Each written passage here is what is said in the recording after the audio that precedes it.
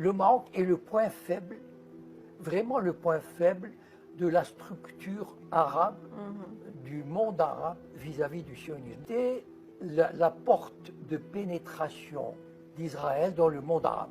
C'est-à-dire que le Maroc a servi de tremplin, d'exemple, pour permettre une légitimation d'Israël dans le monde arabe.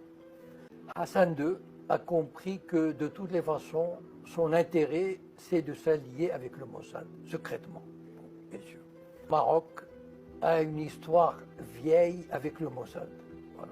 Depuis 1961, et l'affaire d'un navire qui a été coulé par le Mossad avec des Juifs dessus, pour permettre aux Juifs de partir par dizaines de milliers ou centaines de milliers. Maintenant, dans les années 80, le Mossad a envoyé un homme d'affaires, enfin, un ancien banquier qui s'appelle André Azoulay, Oui. qui était un dirigeant bancaire international, mondial, qui est né au Maroc, mais qui a fait toute sa carrière en France. On lui a demandé enfin, il a dû avoir des négociations pour retourner au Maroc et servir comme conseiller du roi.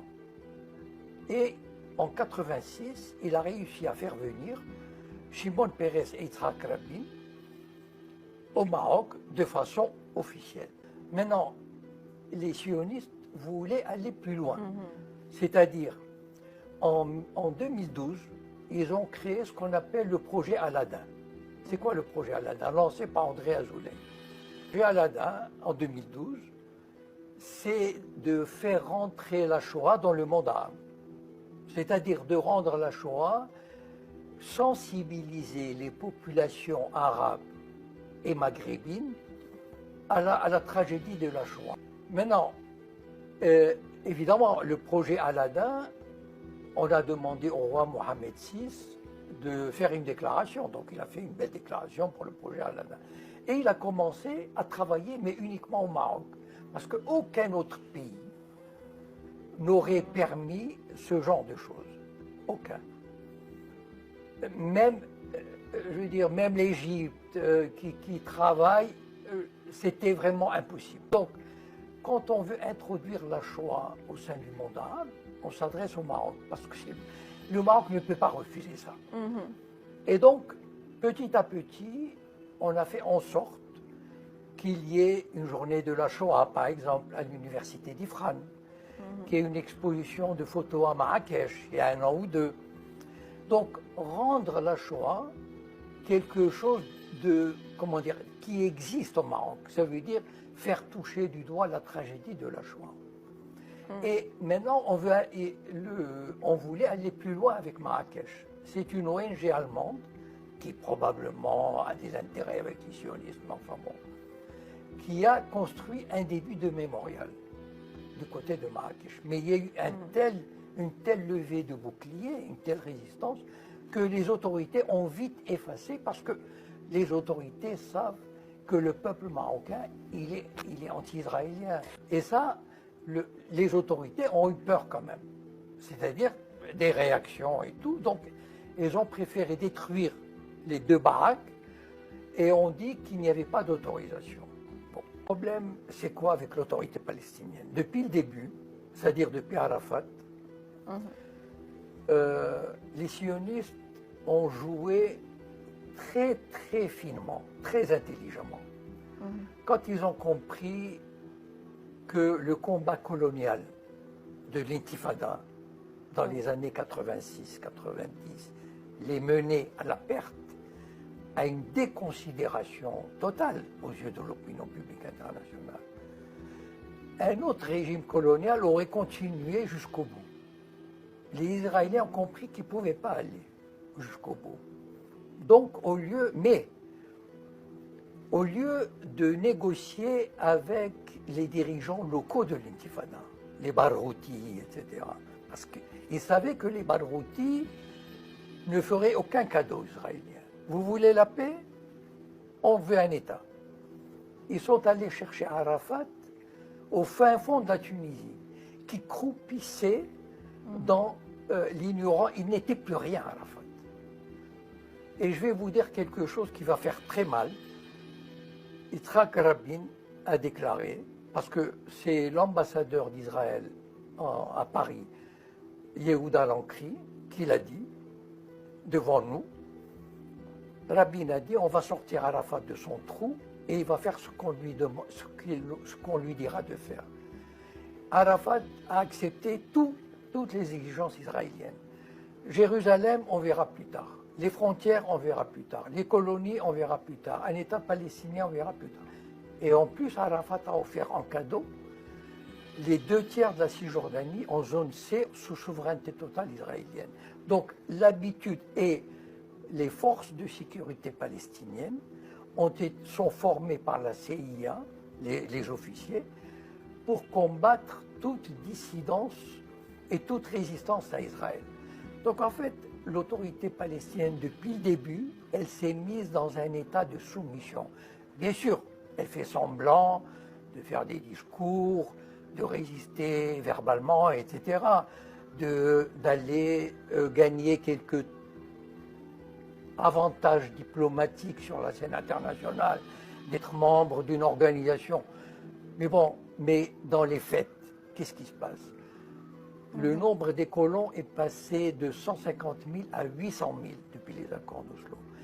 Les Palestiniens sont étouffés progressivement, avec la complicité de l'autorité palestinienne. Je le dis encore une fois.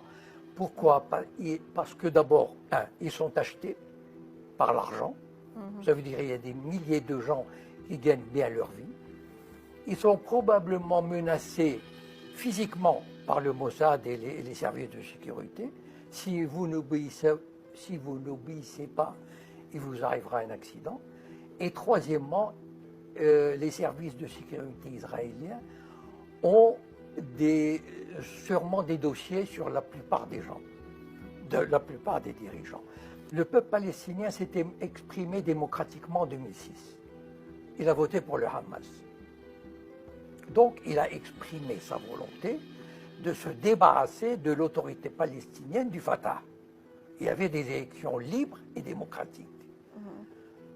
Qui soutient aujourd'hui, qui légitime la présence de Mahmoud Abbas à la tête de l'autorité palestinienne?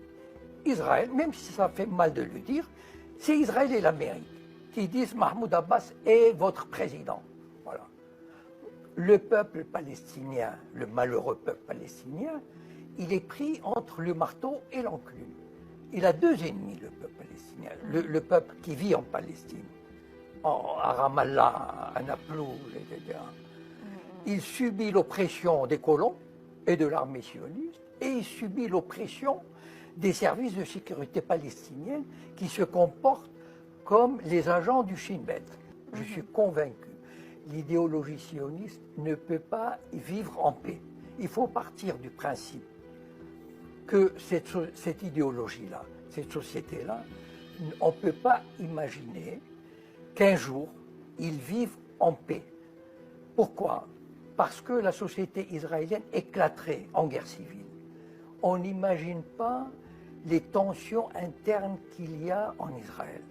Les religieux, les laïcs, les séfarades, etc. La grande terreur des sionistes, c'est que les Arabes et les Juifs se mélangent.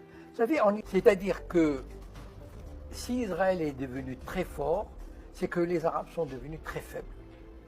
Et il n'y a pas de mesure. Comment expliquer ça? C'est que, d'abord, il y a eu la destruction de pays comme l'Irak, la Libye. C'est un signe qu'on a envoyé aux Arabes, aux dirigeants arabes. On leur a dit, voilà, si vous voulez faire une politique nationaliste, indépendante, d'instruction, de liberté pour les femmes, d'administration du pays, etc., si vous refusez la tutelle de vous soumettre à l'Occident, voilà ce qui va vous arriver. Et vous savez, les prétextes, on peut toujours trouver un prétexte pour détruire un pays. Il n'y a pas de problème. Voilà. Donc, on a envoyé des messages à des pays. Il y a des pays comme le Maroc et l'Algérie, par exemple, on les menace avec le séparatisme. Ça veut dire il y a le Mossad qui travaille dans les zones berbères, etc. Il y a l'Égypte qui est menacée d'asphyxie si elle ne collabore pas. Il y a toutes sortes d'actions qui sont menées, qui sont, par exemple, les monarchies du Golfe, on peut leur dire, écoutez, si vous ne collaborez pas avec Israël, ben on va vous envoyer Daesh. Vous tenez à votre trône, vous tenez à vos privilèges, vous tenez aux richesses accumulées à New York, à Genève, à Paris. Collaborez. Sinon, on vous confisque vos biens et on vous envoie Daesh. Je pense que c'est, à moins d'un bouleversement du cœur de la Palestine, je pense que c'est une tendance qui ira en s'affermissant, c'est-à-dire une soumission.